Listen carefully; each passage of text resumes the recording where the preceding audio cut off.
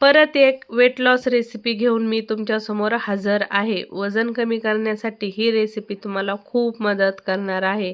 खायला खमंग बनवायला झटपट बनून तयार होते आणि खूप हेल्दी आहे. घरच्या साहित्यात बनवते. खूप खर्च पाणी करायची तुम्हाला इथं काही गरज नाही. आपल्या घरगुती सामानात खूप हेल्दी आणि टेस्टी अशी ही रेसिपी बनवून तयार होते.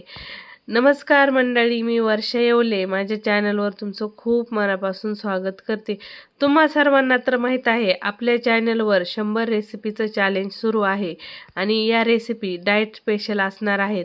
तर त्यातलाच हा एक भाग आहे. चला मग उशीर न करता आजच्या या स्पेशल रेसिपीला सुरू करूया. इथं मी घेतलंय 200 ग्रॅम गाजर आणि 200 ग्रॅम पत्ताकोबी. तर तुम्ही म्हणू शकता एक मोठं गाजर आणि अर्ध्या कोबीतला अर्धा केलेला म्हणजे एक कोबीतला कोरभर असा कोबीचा पार्ट एवढं इथं मी गाजर आणि कोबी घेतले आहे. 4-5 लसणाच्या पाकळ्या, अर्धा इंच अद्रक घालून यांना सर्वांना मिक्सरमध्ये फिरून घेतलं. तर या पद्धतीने आपल्याला याला मिक्सरमध्ये फिरून घ्यायचं आहे. फिरवलेल्या या जिन्नस आपण एका भांड्यामध्ये काढून घ्यायच्या. लगेच याच्यामध्ये आपण बारीक कट केलेला एक कांदा, बारीक कट केलेली कोथिंबीर, बारीक कट केलेला एक मध्यम आकाराचा लालसर टोमॅटो घालून घ्यायचा. सोबतच याच्यामध्ये थोडेसे मसालेही घालायचे आहेत, ज्याने आपल्या रेसिपीला टेस्ट खूप भारी येते. इथं मी घातलेला आहे अर्धा चमचा जिरे, थोडासा ओवा, सोबतच इथं मी घालत आहे लाल मिरची पावडर आणि हळद पावडर. आता या रेसिपीमध्ये तुम्हाला काळ्या मिऱ्याची पावडर, चाट मसाला, गरम मसाला या जिन्नस वापरायचे असतील तरी वापरा, पण अशी सिंपल बनवलेली रेसिपी ही खूप भारी लागते. तर चवीनुसार मीठ घालून घेतलं आणि एक वाटी इथं मी घेतलेलं आहे ज्वारीचं पीठ.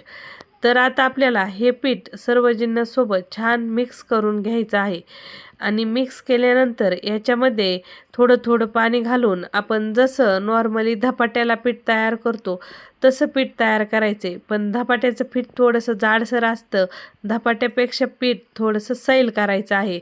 आता इथं चांगलं ग्लासभर पाणी याला लागलेलं आहे. तर आता पाणी घातल्यानंतर सर्व जिन्नस छान एकजीव करून घेतल्या.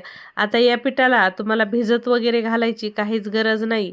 ही रेसिपी तुम्ही तुमच्या लंचमध्ये किंवा डिनरमध्ये इझिली बनवू शकता आणि खूप हेल्दी आहे, टेस्टी आहे आणि बनवायलाही एकदम सोपी आहे.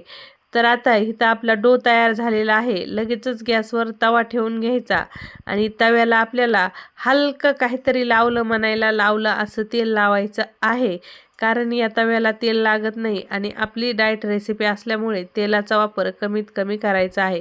तर आता इथं आपला तयार असलेला डो घालून घ्यायचा, म्हणजे तयार असलेलं मिश्रण घालून घ्यायचं.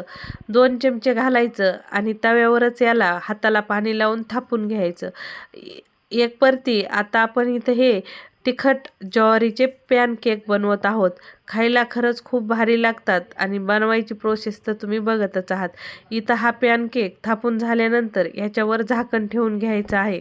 तर गॅस मध्यम ठेवायचा आणि मध्यम गॅसवर झाकून हा पॅनकेक 2-3 मिनिट वाफ देण्यासाठी ठेवून घ्यायचा.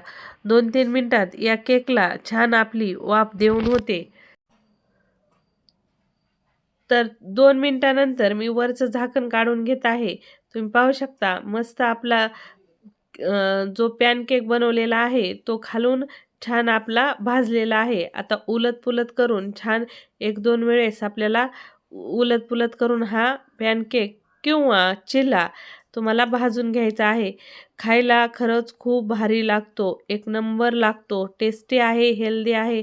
खूप साऱ्या भाज्या टाकलेल्या आहेत म्हणून यातून तुम्हाला प्रोटीन, फायबर, विटॅमिन सर्व गोष्टी भेटतात आणि ज्वारी तर किती हेल्दी आहे तुम्हाला माहीतच आहे.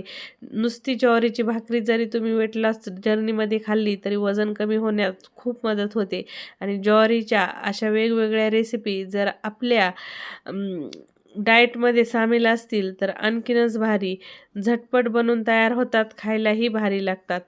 चला मग परत भेटू अशाच नवीन रेसिपीमध्ये. तुम्हाला आजची रेसिपी कशी वाटली कमेंटमध्ये सांगायला विसरू नका.